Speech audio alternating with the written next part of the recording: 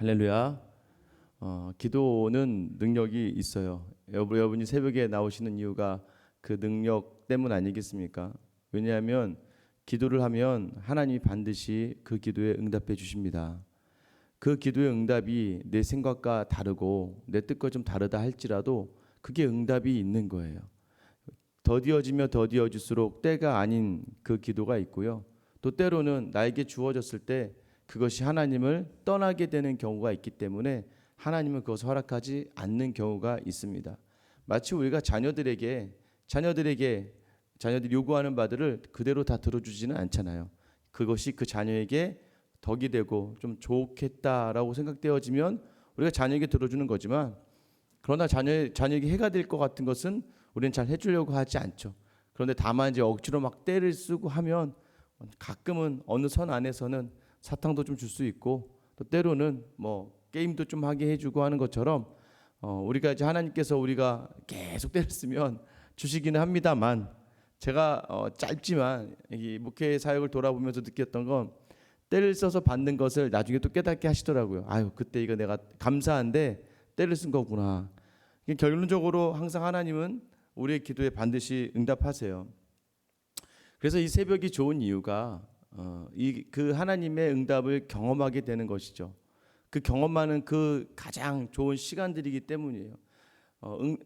반응을 해주시던, 응답 말씀해 주시던, 변화를 주시던 한 응답이 있고, 때로는 묵묵히 이 자리를 감당하게 하시면서 하나님과 교제하게 하시는 은혜가 있는 것, 그 어느 것 하나 빼놓을 수 없기 때문에 저는 개인적으로 참 이 새벽이 좋은 이유 중에 하나인 것 같습니다. 그런데 여러분 반드시 기억하세요. 우리의 기도의 제목이 반드시 시간이 흐른 뒤에 돌아봤을 때 하나님께서 정말 좋은 것으로 주셨구나라는 고백으로 인도하실 것, 여러분 이 은혜가 여러분의 있기를 주님의 이름으로 축원합니다. 신명기를 계속해서 다루고 있고, 이제 4장의 말씀은요, 첫 설교, 모세가 이제 3번의 설교가 신명기에 나오는데 첫 번째 설교의 내용에 마무리되어지는 장입니다. 우리가 이제 1장 후반절 2장 넘어가고 3장 넘어가면서 이스라엘의 출애굽의 역사에 대해서, 출애굽하면서 그들이 불순종했던 일들, 하나님이 함께 하셨던 일들에 대해서 다루었고, 이제 그 마지막 쯤에 이제 모세가 한번 강조를 하면서 말씀을 전하는 부분의 시작이 바로 오늘 본문으로부터 시작되는 거예요. 1절 말씀 보세요. 이스라엘아, 이제 너희에게 가르치는 규례와 법도를 준행하라. 그리하면 너희가 살 것이요 너희 조상의 하나님 여호와께서 너희에게 주신 땅에 들어가서 그것을 얻게 되리라. 자, 계속해서 신명기는 말씀을 준행하라라고 이야기합니다. 그런데 1절 중간에 보면 규례와 법도를 듣고, 이제 듣는 게 우선이고 그다음에 준행하는 것이죠. 근데 우리는 이게 잠깐 가끔 이제 혼동되는 경우가 있어요. 먼저 내가 뭘 하고 뭘 하는 것이 우선되는 경우가 있습니다. 신앙생활에 있어서도 그렇죠. 그러니까 하나님이 말씀을 주시도 않았는데 내가 먼저 결단해서 내가 먼저 해놓고 은혜를 구하는 경우가 굉장히 많다는 거예요. 제가 눈에 이야기하잖아요. 이 기도의 자리가 왜 새벽 기도회로 모이는데 왜 말씀을 선포합니까? 듣고 기도하기 위해서요. 듣고 행하기 위해서요. 제가 듣는 기도와 드리는 기도가 있다고 말씀드렸잖아요. 그래서 먼저 이 말씀을 잘 들어야 돼요. 그리고 준행하는 거예요. 말씀을 들은 대로 가는 거예요. 근데 갈 때에 주의사항이 있죠. 2절 말씀입니다. 내가 너에게 명령하는 말을 너희는 가감하지 말라. 가감하지 말라는 것이 무엇입니까? 더하거나 빼지 말라는 것이죠. 하나님 말씀에 네 생각을 넣거나 네 생각을 빼지 말라는 거예요. 이게 하나님 말씀을 가지고 빼거나 넣은 그것이 바로 이단이죠. 이단이 더 빼거나 더하거나 해서 그 목적이 뭐예요? 그러니까 왜 더하고 왜 빼겠습니까? 우리가 가감 없이 말씀을 준행한다는 의미는 정말 예수 그리스도만, 말씀 대신 예수 그리스도만을 온전히 드러나지는 건데, 여기에다가 뭘 더하고 뺐다는 얘기는 뭐예요? 그 사람의 욕심이 있었다는 거예요. 내 욕심을 말씀에 더해서 그 말씀과 함께, 그러니까 말씀만이 아니라 말씀과 함께 나를 집어넣는 작업이 거기 나오기 때문에 이단이 나오는 거죠. 그러니까 제가 항상 말씀드렸잖아요. 이단의 그 구별하는 마지막 끝에서 누가 드러나느냐를 봐야 된다는 거예요.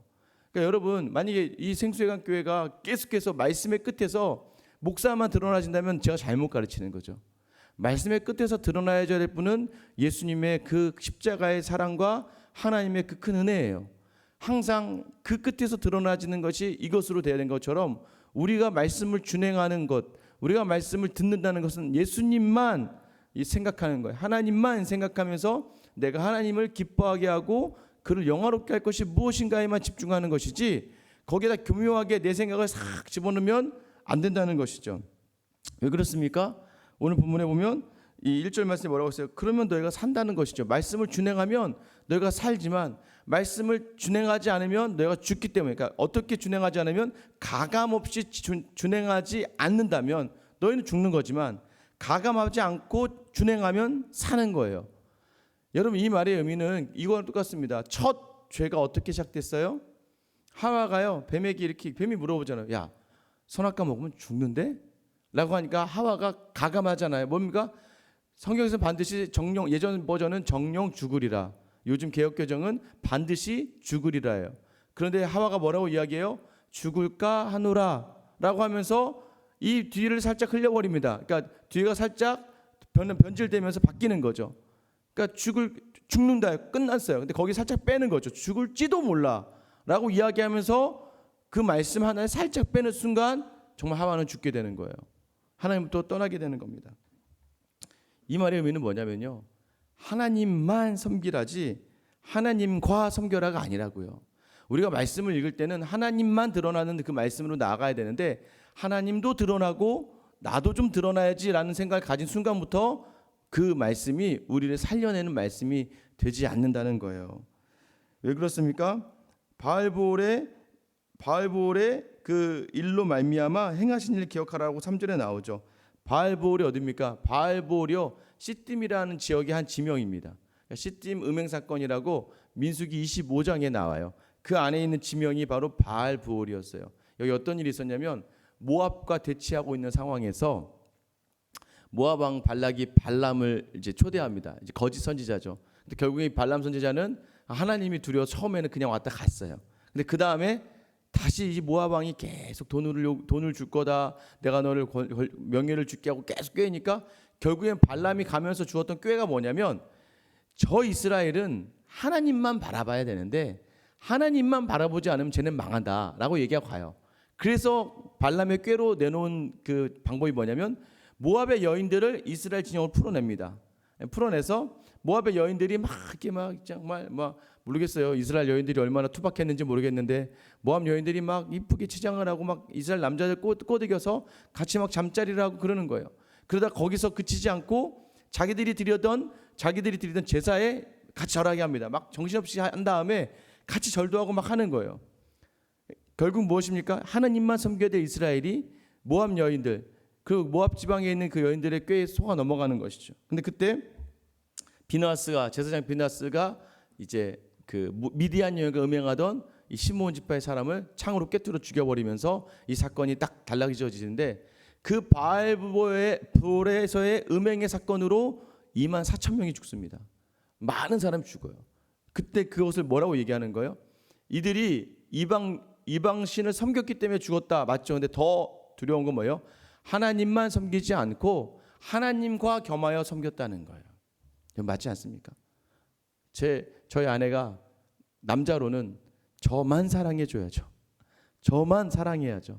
근데 갑자기 제 아내가 제 목사님도 사랑하고 저 옆에 있는 남자도 사랑한다고 하면 그게 더 기분이 나쁘고 더 불편한 것이죠. 차라리 날 사랑하지 않던가, 그죠? 차라리 그냥 저 사람만 사랑하던가 했는데 둘 다 사랑해야 하는 게 가장 마음이, 이게 뭐 어쩌라는 거야. 여러분, 그게 음행이라는 거예요. 하나님 앞에서의 음행은 뭐냐면 하나님만 사랑해야 되는데 하나님과 겸하여 사랑하는. 그러면 그렇다면 우리가 세상을 다 버리라는 거예요? 아니요.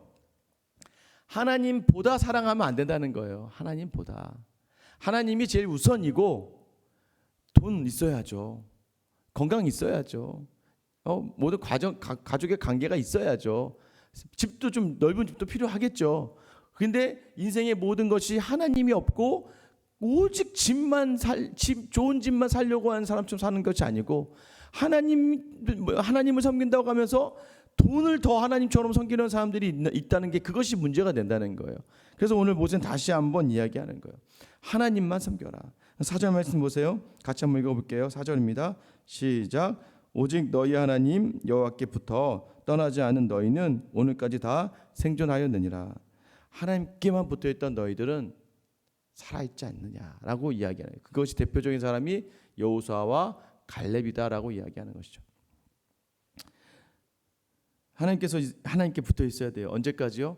그 땅에 들어가서도 그렇게 하라는 겁니다. 5절 말씀에 보면 차지할 땅에 들어가서도 그렇게 해라. 우리가 누리는 곳에 하나님이 주시기로 한 걸 주셨어요. 그러니까 우리가 놓치는 게 무엇입니까? 기도를 열심히 해요. 열심히 해서 하나님 복을 주셨어요. 복을 주셨는데 문제는 무엇입니까? 그 복이 목적이 되어 버려서 그 목적이 다시 한번 나의 진정한 목적이신 하나님이 주셨다는 것, 하나님이 인도하셨다는 걸 다 까맣게 하고 내 힘으로 얻게 된 거와 착각하는 경우가 있어요. 그러니까 많은 이제 가진 분들이 실수하는 게 이런 거죠. 내 힘으로 가진 줄 알고 하나님을 놓쳐버리는 경우가 생긴다는 것이죠. 그러나 하나님 곁에 붙어 있어라. 6절 말씀입니다. 너희는 지켜 행하라. 이것이 여러 민족 앞에서 너희의 지혜요 너희의 지식이라. 그들이 이 모든 규례를 듣고 이르기를 이 큰 나라 사람은 과연 지혜와 지식이 있는 백성이로다 하니라. 그러니까 사실 이스라엘이 큰 나라가 아닙니다. 그 고대 근동에 봤을 때 애굽보다도 작고 바벨론이나 아수르보다도 작고 그 주변에 일어났던 수많은 많은 아시리아, 그러니까 모든 문명보다 큰 나라는 아니에요. 이스라엘 땅이 그렇게 넓은 땅은 아닙니다. 그런데도 불구하고 세상 사람들이 큰 나라로 여긴다는 것은 무엇입니까? 그 하나님만 섬기는 그 말씀을 지켜내는 그 삶이 너에게 지혜와 지식이 될 것인데, 그것이 세상 지금은 이제 그렇지만 당시 고대 근동에 그렇게 하나님께서 모세를 통해 주신 것처럼 말씀이 어떻게 하나님의 백성 살아야 될지를 잘 질서정연하게 잘 정리했던 그런 나라들이 많지 않았다는 거예요. 그 당시만 해도.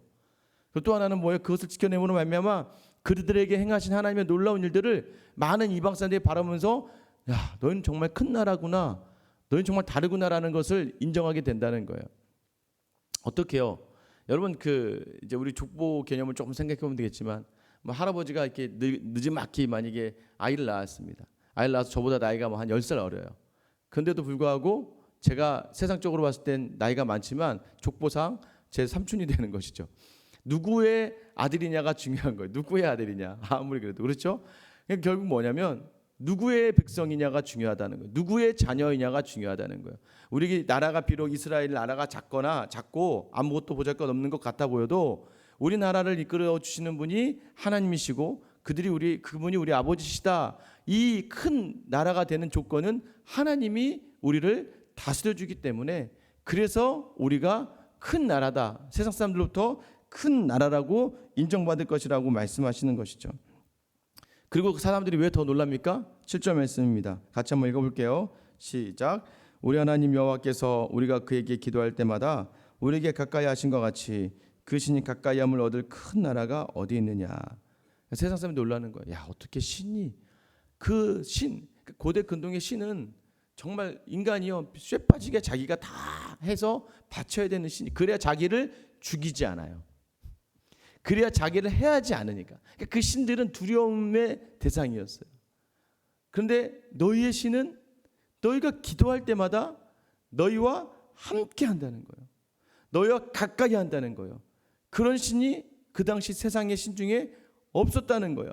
모든 신이 파괴의 신, 멸망의 신, 인간을 아무것도 아닌 존재로 여기고, 물론 인간도 자신들이 아무것도 아닌 존재로 여기며 섬겼던 그 신들인데, 그 신이 구약에서부터 하나님이 예수 그리스도를 이 땅에 보내시는 그 사랑의 절정에 이르기 전까지 구약에서도 계속해서 하나님이 가까이 하시고 하나님이 함께 하시는, 법궤를 통해서 항상 함께 하셨고, 항상 구름기둥과 불기둥과 함께 하셨고, 너희와 함께 하셨던 그 하나님, 야, 그리고 더 놀라운 건 무엇입니까?